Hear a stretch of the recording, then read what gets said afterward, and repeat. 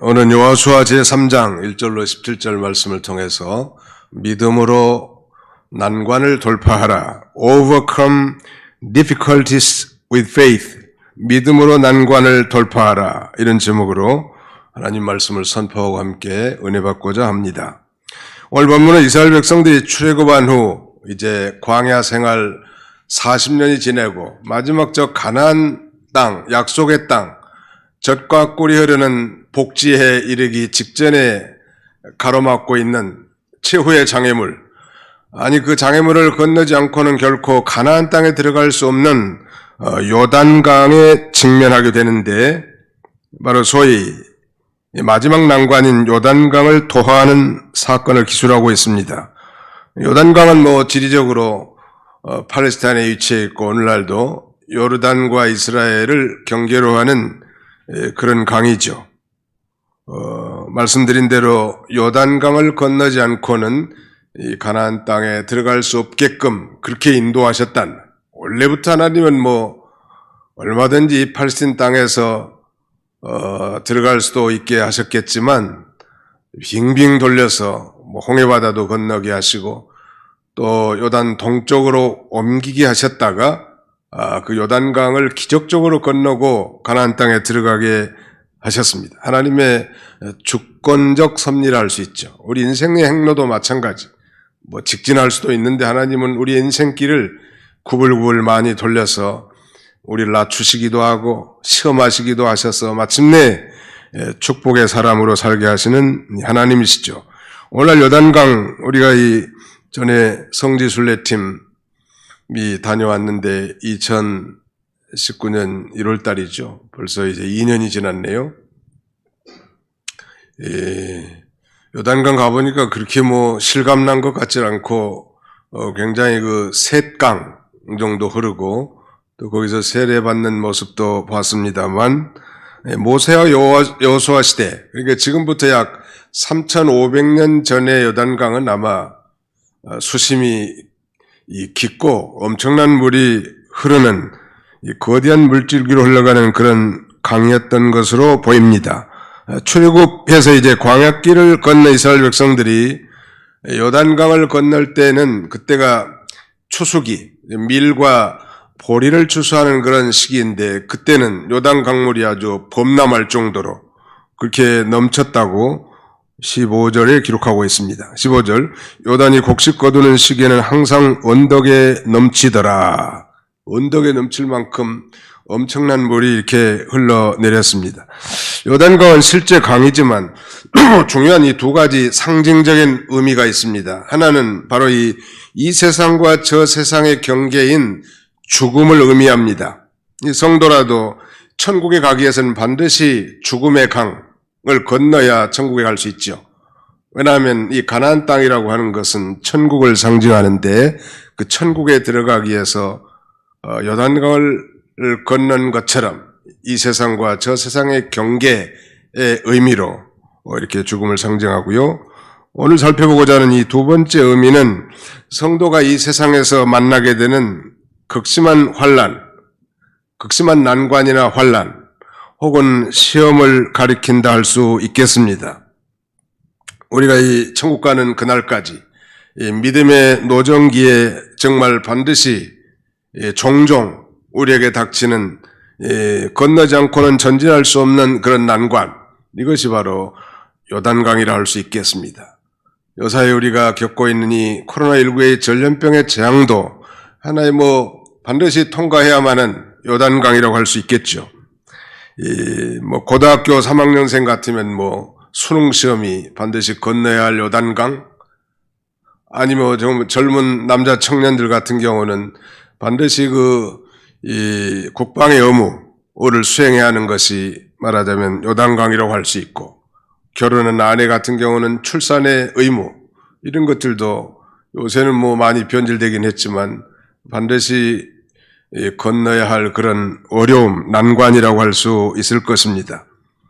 성도가 그 삶의 난관이 우리 앞에 닥쳐올 때 어떻게 우리가 승리적으로 통과할 수 있을까요?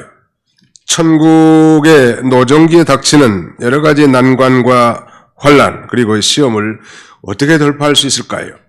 오늘 주보 순서지에 세 가지 그 비결을 써놨는데요. 이건 뭐 요단강을 도하하는 비결과 같겠습니다. 첫 번째는 한번 따라서 해볼까요? 언약궤를 보고 따라갈 것, 자신을 성결하게 할 것, 요단 강물을 밟고 들어설 것. 네. 강대상에서 마스크를 쓰니까 이 말씀을 전하기가 굉장히 힘들어요. 숨이 차고. 그래서 이 다른 교회는 어떻게 하는지 유튜브를 보니까 마스크를 쓰고 설교하는 목사님들이 거의 없더라고. 우리 교회만 있어. 우리 교회 굉장히 충성을 잘하는 모양이야. 그래서 이 칸막이를 여기다 앞에 세웠기 때문에 여러분에게는 해가 결코 되지 않을 겁니다. 또 만약에 제가 확진이 된다면 자가격리해야 돼. 그리고 우리 부교육자들이 설교해야 돼. 아무튼 서로 이웃을 위해서 참 조심하는 것이 사랑의 실천인 것 같습니다. 자, 그 첫 번째, 우리 인생, 우리 성도의 인생에서 천국 로정기에 닥치는 이 난관과 환난, 그리고 이 시험을 어떻게 우리가 돌파할 수 있을까요? 그 첫 번째가 바로 언약궤를 바라보고 따라가라는 것. 언약궤를 바라보고 따라가는 것. 이 오늘 본문에 보시면 그렇게 되어 있지 않습니까? 3절, 백성에게 명령하여 이르되 너희는 레위 사람 제사장들이 너희 하나님 여호와의 언약궤 메는 것을 보거든 너희가 있는 곳을 떠나 그 뒤를 따르라. 언약궤를 보고 따라가는 이 언약궤, 혹은 이 언약궤를 법궤라고도 말합니다. 언약궤는 말하자면 궤짝이에요. 상자. 여기 아래 강대상보다는 좀 작아요.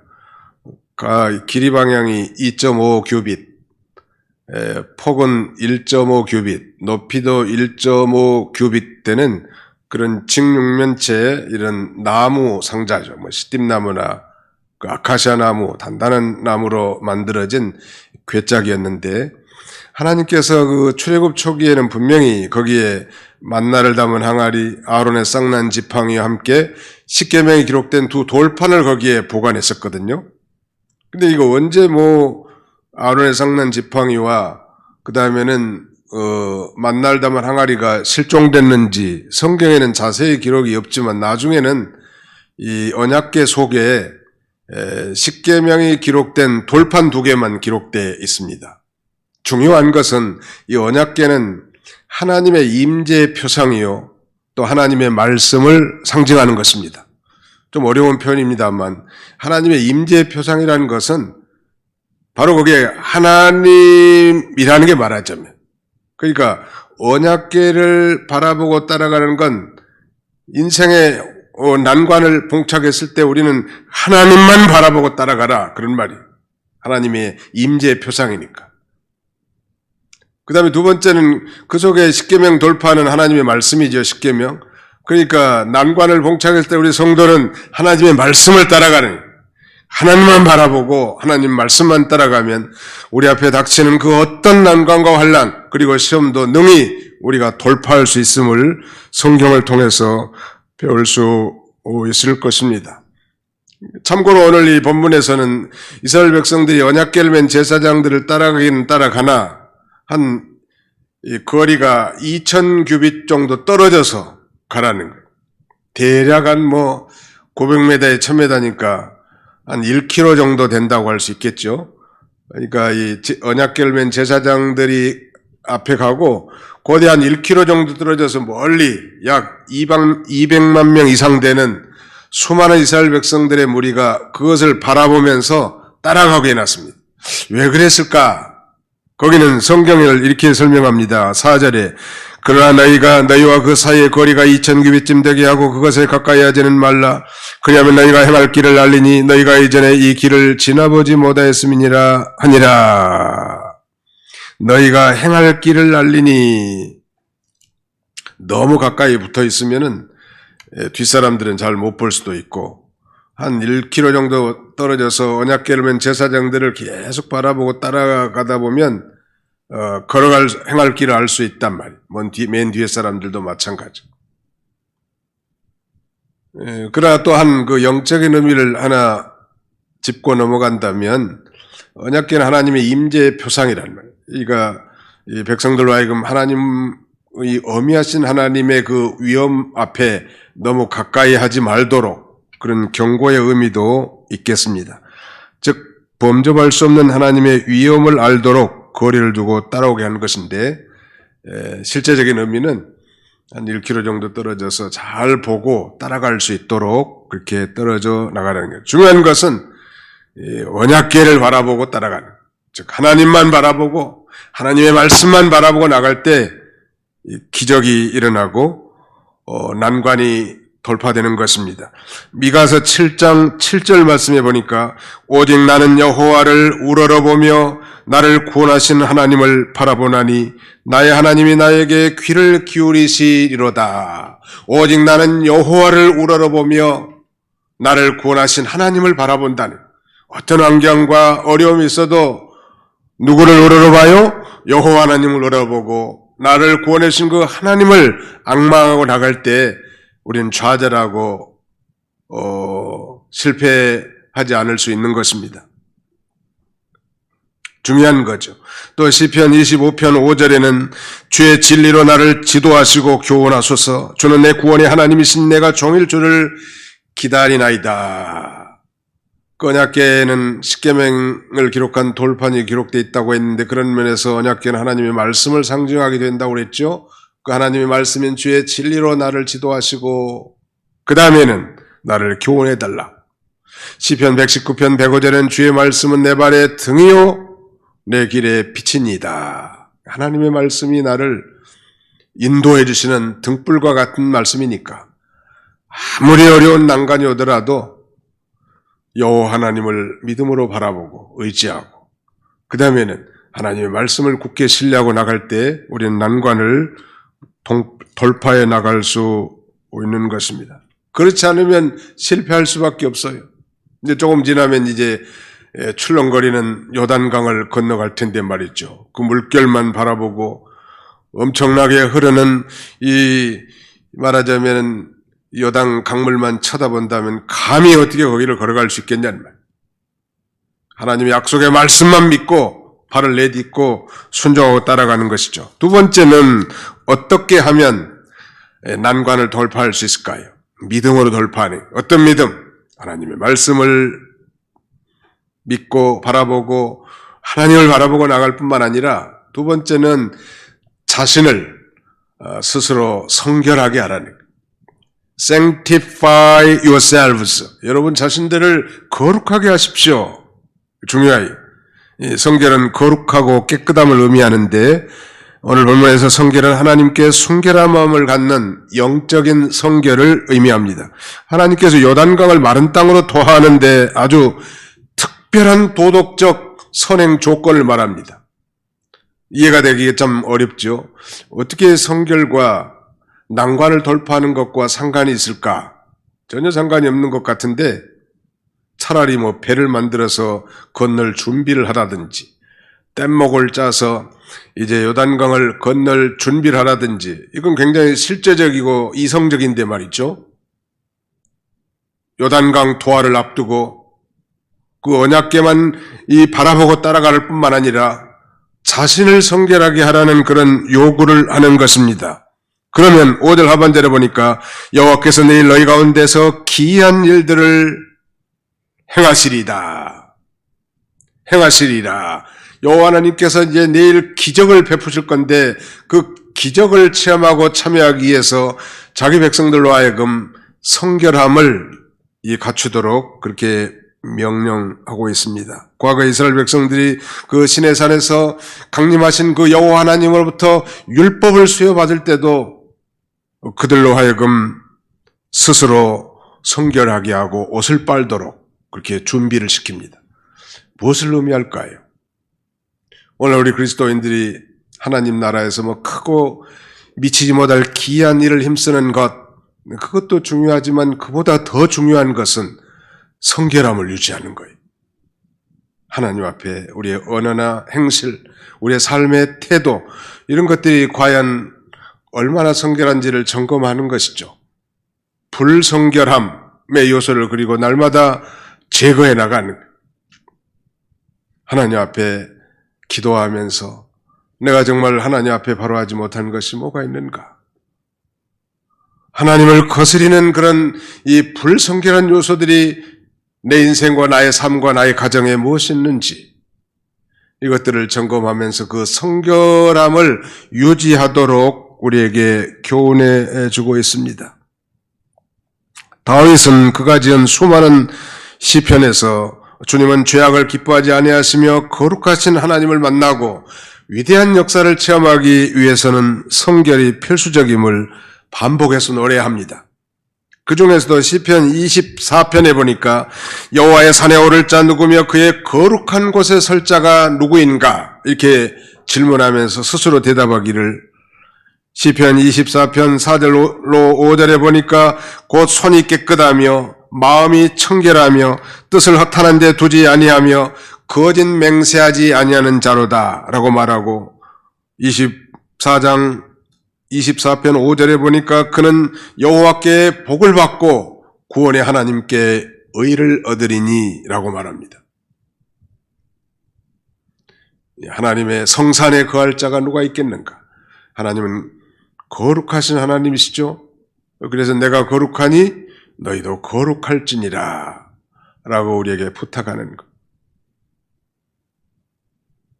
종종 소개합니다만 유명한 이 기도하는 목사님 가운데 그가 이 기도의 시리즈를 저작한 E.M. 바운즈라고 하는 목사님은 그에 져서 제1권 기도의 능력의 서론에 이렇게 말합니다. 우리 성도가 하나님의 능력을 덧입게서 필수적으로 선행되어야 할 조건이 하나가 있는데 그것은 성결이다. 거룩함. 마음이 청결한 자는 복이 있나니 저가 여호와 하나님을 뵐 것이며 청결한 자가 하나님을 뵈는 거예요. 교회 와도 뭐 하나님 만나지도 못하고 허탄한 심정으로 돌아간다면 그건 종교인이죠.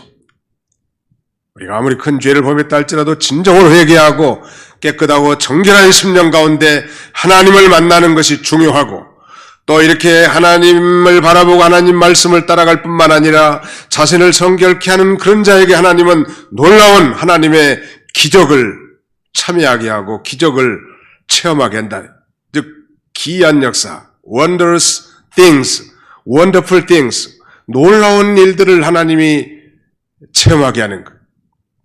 어디 보면 참 못난 인생 같기도 합니다만 천하 어디에 있든지 우리가 자신의 일에 성실하면서 모든 거짓된 것들 다 버리고 진실하게 살고 성결한 삶을 살면 하나님이 그를 주목하시고 그를 통해서도 위대한 역사를 이루실 수 있음을 우리에게 가르쳐 주는 것입니다. 교회가 크고 사람이 많이 모이고 엄청난 프로그램을 도입하는 것이 문제가 아니라 각자 한 사람 한 사람이 하나님 앞에 성결을 갖추는 것이 그만큼 중요합니다. 우리가 뭐 시간 관계상 살펴보지는 못하지만 이제 여호수아를 읽다 보면 여호수아 6장에는 이제 엄청난 그 견고한 성 여리고성을 하나님의 능력으로 무너뜨리고 가나안을 진격해 나가지 않습니까? 그런데 7장에 가면 이제 그보다는 훨씬 더 작은 성 아이성 전투에서는 패배합니다. 놀라운 일이죠. 엄청난 거대한 성 여리고성에서는 승리하면서 아주 하찮은 성 이 아이성 전투에서는 왜 실패했는가? 그 실패의 중요한 원인은 바로 불성결입니다. 성결하지 못한 거예요. 이 한 물건을 탐내 취한 아간의 범죄 때문이었죠. 아간이 훔친 물건은 여호수아 7장 20절 이하에 보니까 신할산의 아름다운 외투 한 벌과 은 200세겔, 무게가 50세겔 되는 금덩어리, 이 세 가지를 훔친 거예요. 훔치지 말라고 했는데 결국 아간에 속한 모든 것을 아골 골짜기에 데리고 가서 돌로 치고 불사를 때, 즉 불성결의 요인이 제거될 때 하나님 다시 능력을 베풀어 주시고 아이성 전투에서 다시 승리하게 하여 주신 것입니다. 어떻게 더럽고 죄 가운데 빠져서 하나님을 멀리 떠난 자를 하나님이 도와주시겠는가? 형편없는 사람이 예수 믿고 보니까 너무 좋아서 예수 믿으라고 이렇게 전도하면 안 믿는 사람이 그런다잖아요. 내 복장부터 고치라고. 삶은 개차반이면서 예수 믿으라고 하니까 기가 막힐 일이고, 요새 말 안 듣는 그 이상한 종교 집단들 때문에 우리 개신교가 도매급으로 엄청난 지금 비난하에 있는 게 현실이에요. 뭐 신천지는 이단이니까 더 말할 것도 없지요. 그 다음에는 BTJ, 이것도 보니까 건전치 못해요. 세상에 떠돌아다니는 건 극우 세력의 무슨 불순한 유튜브에 심취된 그런 사상이. 인터컵도 마찬가지. 그 다음에는 요새 또 등장하는 뭐요? 무슨 영어학교, 대안학교, EM이라고 하는, 그것도 사실은 이 현실주의를 반영한 거예요. 기독교를 이용한 장사꾼들이요. 한마디로 말하면. 교회는 하나님 앞에 예배드리는 곳인데 아이들의 말하자면 수준을 높이기 위해서 영어를 가르치고 이 세상의 공교육은 다 무시하고 소위 대안학교를 개설해서 신분 상승을 노리는 또 그런 세속주의적인 그리스도인들에게 부추기는 그런 불건전한 균형 잡히지 못한 신앙의 집단 무리들이란 말이에요. 결국 얼마나 하나님의 영광을 도매급으로 가려운지 우리가 다 번연히 보고 있지 않습니까? 하나님은 신분 상승해서 훌륭한 사람이 되는 것보다 겸손한 마음으로 하나님을 바라보고 말씀을 따라가면서 자신을 성결케 하는 자를 하나님이 더 기뻐하신다는 사실을 우리 모든 그리스도인들로 하여금 경각심을 주는 거예요. 예수 믿는다고 하면서 뭔가 좀 삐딱선인 사람들이 아주 많아요.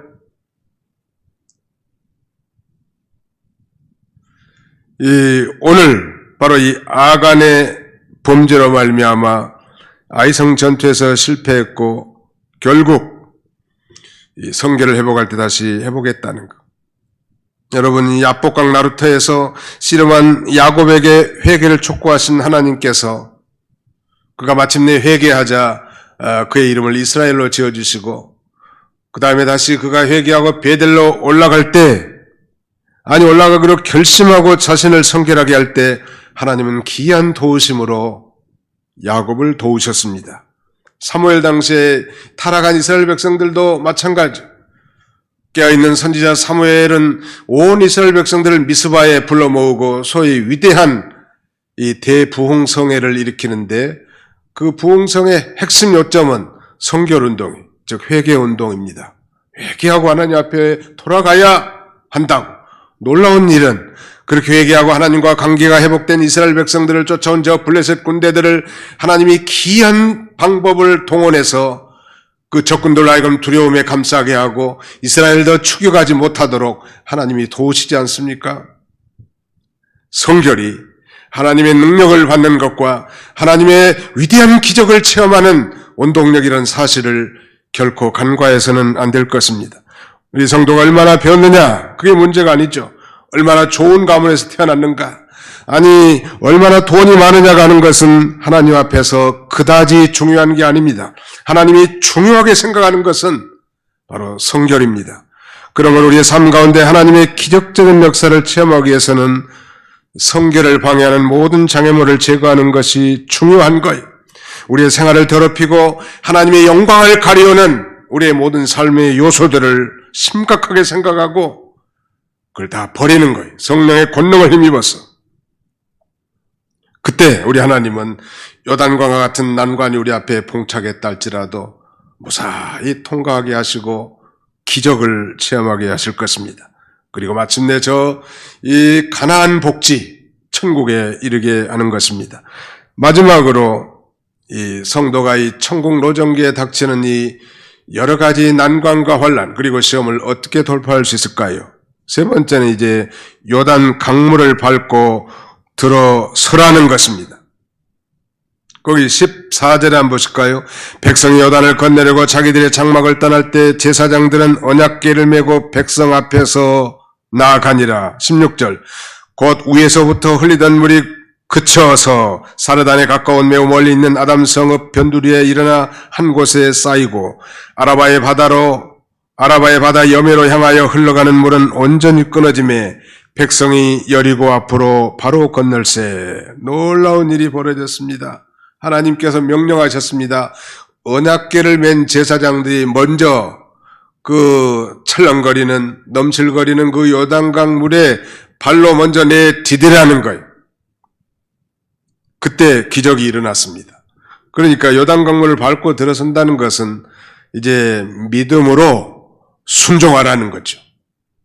단지 어떤 우리 내리 속에 관념 속에 어떤 이념으로만 가지고 있는 것이 아니라 이제 행동으로 옮기라는 거예요. 우리가 늘 듣고 배웠던 하나님의 말씀을 이제 우리의 삶, 난관에 처한 우리의 삶 가운데서 순종해 나갈 때 기적이 일어나는 것입니다. 믿는 자에게는 능치 못할 일이 없다고 마가복음 9장 23절에 말씀하지 않았습니까? 그런 면에서 먼저 이 지도자들에게는 큰 믿음의 용단이 더 필요한 것이 사실이, 범람하는 강물을 보고 두려워하지 않을 사람은 아무도 없을 것입니다. 그럼에도 불구하고 언약궤를 맨 제사장들은 하나님의 명령을 따라 언약궤를 메고 넘실대는 강물에 담대하게 그대의 발을 담그기 시작합니다. 놀라운 일은 그 물이 위에서부터 뚝 끊어가지고 엄청난 더미의 물더미가 이루어지고 저 아라바 여맥길로 가는 이 강물은 뚝 끊어져서 마른 땅으로 이 요단강을 이스라엘 백성들이 건너게 되는 것이죠.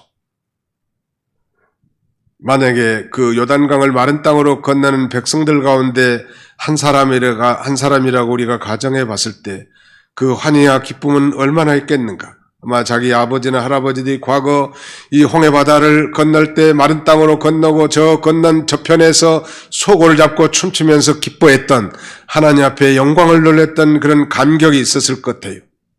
아, 여호와는 살아계신 하나님이시다. 여호와 하나님은 온 땅의 주님이시다. 오늘 본문에도 온 땅의 주님이란 말이 2번이나 반복되어 있습니다. 살아계신 주, 온 땅의 주님이 언약 백성들의 길을 형통하게 하시는구나. 이것을 깨닫고 감격했을 것이 분명하다는 말. 출애굽 초기의 홍해바다는 하나님께서 어떻게 보면 이 큰 동풍을 보내서 밤새도록 바닷물을 물러가게 하셔서 갈라놓으시고 이스라엘 백성들 하여금 마른 땅으로 건너가게 하셨는데 반해서 이제 40년이 지난 후에 가나안을 목전에 둔 이들에게 이 요단강 건널 때는 요단 강물을 밟고 들어섰을 때 물이 마르게 하셨습니다. 어떻게 보면 그때 당시에는 신앙이 좀 어렸다고 말할 수 있고 지금은 이제 40년이 지났으니까 신앙이 좀 성숙했다고 할 수 있는데 신앙이 어렸을 때는 참 기적들이 많이 일어나 우리의 삶 가운데. 그러나 이제 신앙이 성숙할 때는 보이지도 않고 느낌도 없는 그저 하나님의 말씀을 바라고 하나님을 의지하면서 듣고 배운 하나님의 말씀을 우리의 삶 가운데 순종할 때 인간 지각에 뛰어난 하나님의 기적이 나타나게 될 것을 우리에게 교훈해 준다고 할 수 있습니다. 예수님께서 가라사대 내 말이 내가 믿으면 하나님의 영광을 보리라 하지 않았느냐. 나사렛 무덤 앞에서 하신 말씀이 그러면서 돌을 굴려내라고. 그래서 성숙한 그리스도인들은 이제 우리가 제사장, 언약궤를 맨 제사장들이 발로 요단강을 직접 딛고 들어서는 것처럼 이제는 환경과 사건에 상관없이 이제 하나님의 약속의 말씀이고 그 명령이 분명하다면 이제 믿고 순종할 때 하나님은 놀라운 기적을 체험하게 하시는 것입니다. 그러면서 신앙은 참 모험이고 모험적인 신앙이 있는 곳에 반드시 길이 열리게 된 것입니다. 문제가 아무리 복잡해 보이고 해결의 실마리가 없어 보인다 할지라도 하나님의 말씀을 이제 삶의 구체적인 정황 가운데서 순종하면서 나가라는 거예요. 그러면 위로부터 창이라 흐르는 물이 끊어지고 쌓여 서게 하겠다는, 이 물이 쌓여서 서게 하는 모습을 한번 상상해 보십시오. 아무리 큰 시험과 난관에 봉착했다 할지라도 하나님의 말씀을 믿고 하나님만 바라보고 나가고 날마다 자신을 성결하게 할 뿐만 아니라 이제 그 말씀을 믿고 순종할 때 우리는 인간 지각에 뛰어난 하나님의 전능하신 능력으로 우리 앞에 닥친 요단강, 우리 앞에 닥친 큰 난관을 넉넉하게 통과하게 하실 줄을 확신합니다. 이제 말씀을 맺고자 합니다. 이 여호수아 이제 4장에 넘어가면 이 놀라운 요단강 도하 사건을 기념하기 위해서 12지파에서 한 명씩을 차출해가지고 돌 12개를 끄집어다가 이스라엘 백성들이 유숙하는 길갈에다가 쌓아놓게 하고, 또 다른 돌 12개는 이 요단강 한가운데 서 있는 이 제사장들, 언약궤를 맨 제사장들이 있는 곳에 12개를 세워놓게 하나님이 명령하시죠. 왜 그런가 하면 바로 우리 하나님이 요단강을 건넌 것은 하나님의 능력으로 된 것을 알게 하고 하나님의 하나님 되심을 체험하게 하게 한 것이고, 그래서 그 영원한 기념물이 되게 하신다는 것. 그리고 후에 그 자손들이 도대체 요단강을 어떻게 건너냐고 묻는다면 전능하신 우리 하나님께서 이러이러한 방법을 지시하셨고 우리가 순종함으로 이 놀라운 역사가 있었고 체험하게 되느라고 대답하라고 그렇게 명령하십니다. 오늘 우리가 사는 이 세상은 그야말로 코로나19의 대재앙을 만난 그야말로 큰 난관이 우리 앞에 도사리고 있습니다. 이 난간의 강이 언제 끝날지 짐작하기가 어려워요. 적어도 금년 안에는 힘들 것 같다는 것은 다 이구동성을 한 사람 대부분 말씀하는데, 과거에 중세 14세기 중반에 유럽을 휩쓸고 유럽 인구의 3분의 1이 죽었던 소위 패스트, 흑사병도 한 3, 4년이 말하자면 지속이 됐다고 하고, 1918년 스페인 독감도 상당한 기간 지속됐다고 합니다. 엄청난 사람이 죽었죠. 이것도 모르긴 해도 어떤 사람들은 3년 이상은 갈 거라고. 왜냐하면 선진국에서는 그게 점령이 됐다 할지라도 후진국은 백신도 구입 못하는데 이렇게 이동을 하다면 끊임없이 이것은 계속 반복될 거라니.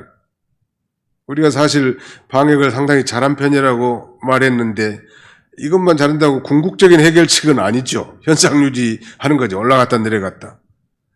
궁극적인 이제 해결책이 나와야 되겠는데, 그것이 나왔다 할지라도 상당한 기간이 계속될 것은 분명해 보입니다. 우리가 아주 코로나19와 함께 동행해 가야 될 것 같아요.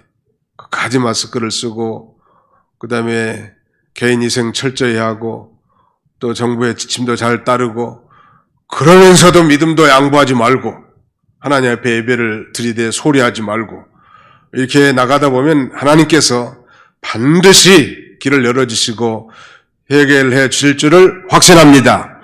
이런 이 신앙으로 나가고, 오늘 듣고 배운 하나님 말씀 마음에 깊이 새겨서 우리 인생의 난관, 아니 우리 앞에 닥친 모든 요단강과 같은 그런 시련과 환난을 믿음으로 돌파하는 성숙한 하나님의 백성들이 다 되시기를 주님의 이름으로 축원합니다.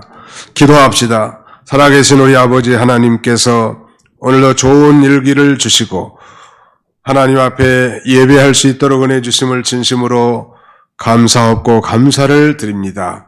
아버지, 이스라엘 백성들이 이제 약속의 땅 가나안에 들어가기 위해서 최후의 관문인 요단강의 난간을 앞두고 하나님의 전능하신 주권적 섭리와 능력으로 저들을 건너게 하시면서 말씀을 통해 우리에게도 교훈을 주셨사오니, 자비로우신 우리 아버지 하나님, 우리가 어떤 난관과 환난, 시험이 우리 앞에 닥친다 할지라도 두려워하거나 낙심하지 말고 환경과 그 사건을만 바라보고 좌절하지 말고 우리가 배운 대로 하나님만 바라보고 의지하며 그 말씀을 따라가고 날마다 자신을 성결케 할 뿐만 아니라 이제 듣고 배운 하나님의 말씀을 내 삶의 정황 가운데서 구체적으로 순종하여 나감으로 하나님의 기적을 체험하고 그 기적에 동참하는 주의 백성들이 다 되게 해 주시옵소서. 예수님의 이름으로 기도하옵나이다. 아멘.